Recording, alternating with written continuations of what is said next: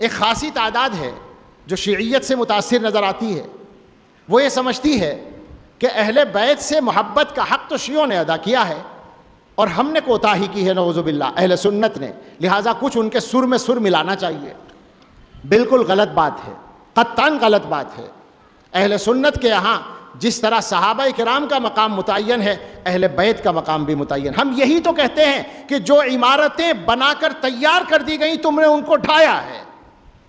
صحابہ کرام کا مقام امت میں طے کر دیا گیا تھا، آج نہیں ہوا تھا، اللہ کے کلام میں طے ہوا تھا، اور دور صحابہ کے آخر میں یہ طے کر دیا گیا تھا کہ اب اس موضوع پر بات نہیں کی جائے گی۔ خود صحابہ نے کہا تھا اور تابعین نے کھلے طور پر یہ کہہ دیا تھا کہ صحابہ کے بارے میں بات نہیں ہوگی، ان کا مقام متعین ہو چکا ہے۔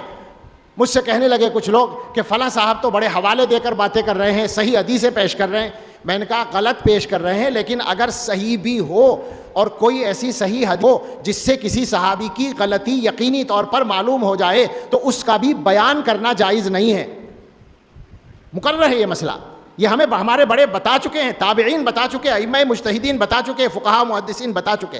بالکل اسی طرح سے اہل بیت کا مقام بھی ہمارے دین میں متعین ہے۔ رسول اکرم صلی اللہ تعالیٰ علیہ وسلم نے اپنی احادیث کے ذریعے بتا دیا ہمیں، تو ہمارے یہاں دونوں کا مقام اپنی جگہ ہے، اور ان دونوں کے یہاں بھی ان کا مقام متعین ہے۔ حضرات صحابہ کرام، خاص طور سے خلفائے ثلاثہ، حضرت علی رضی اللہ تعالیٰ عنہ سے پہلے کے تینوں حضرات اور دیگر صحابہ جن کو یہ مطعون کرتے ہیں، ان سب کے تعلقات اہل بیت سے اور خود حضرت علی رضی اللہ تعالیٰ عنہ سے صرف تعلقات نہیں، قریب ترین رشتہ داریاں، وہ پوری کی پوری کتابیں موجود ہیں ان موضوعات پر۔ تو ان کے یہاں آپس میں بھی ایک دوسرے کا مقام متعین ہے، اور امت کی نظر میں بھی دونوں کا مقام متعین ہے۔ اہل سنت کے یہاں ایسا بالکل نہیں ہے کہ کوتاہی ہو رہی ہو۔ میں عرض کروں اگر اجازت ہو تو بات کیا ہے کہ اہل تشیع نے حضرات اہل بیت کے مقام کو بگاڑا ہے۔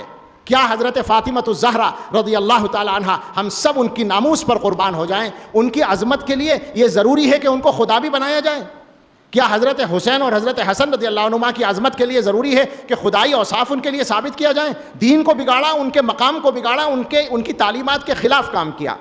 ہمارا تو سیدھا سادہ معاملہ ہے، ہم نے اپنے ایک بزرگ سے الفاظ سنے، میں نہیں جانتا الفاظ کس کے ہیں، مگر میں نے سنے حکیم ننو میاں صاحب رحمۃ اللہ علیہ سے، جو حضرت گنگوئی رحمۃ اللہ علیہ کے پوتے تھے۔ وہ فرماتے تھے کہ ہمارا عقیدہ یہ ہے کہ اہل بیت اطہار سب کے سب تقی القلب، نقی الباطن، صفی الاخلاق، ذکی النسبہ، عالم نسب، راضی مرضی عند اللہ، محفوظ من اللہ تھے۔ یہ ہمارا عقیدہ ہے، ہم اس عقیدے پر قائم ہیں۔ تو اہل بیت کے بارے میں کوئی کوتاہی نہیں ہے، لہٰذا اہل بیت کو اس طرح مانیے جیسے ائمہ اہل سنت نے مانا ہے ان کے مقام کو، وہی مقام ان کا صحیح مقام ہے۔